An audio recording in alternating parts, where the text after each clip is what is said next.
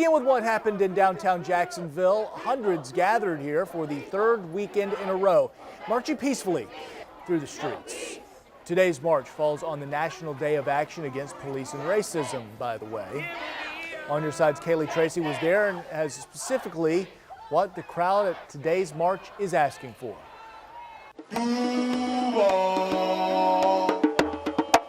Hundreds gathered in front of the courthouse Saturday.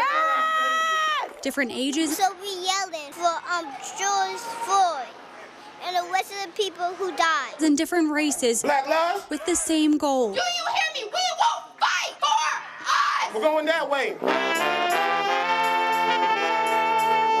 The crowd of peaceful protesters marched from the courthouse to City Hall and back. No justice! No racism! Asking for money to be moved from the sheriff's office's funds. Money for social workers, not police. And invested in the community. The people united. Asking for the charges against peaceful protesters to be dropped. Drop the charges. Those from May 31st protests were, but not from May 30th. Convict! Send those killer cops to jail! Asking for officers involved in officer-involved shootings that resulted in killings to be indicted. We don't get it! And for the state attorney's office to release body camera video related to officer-involved shootings. Justice for Jamie! This week, the state attorney's office announced it would handle the release of body camera footage regarding officer-involved shootings. The family still deserve to see those body cam footage, and we haven't been given a definite date on when that will be released. Because we're going to crush the very structure. Families like Reginald Boston's. And I decree you will not get no rest. Boston was killed in an officer-involved shooting in January. I want to know what happened. A march calling upon leaders to take more action. No justice. No peace. A call for action that most say they don't see ending anytime soon. There's something happening.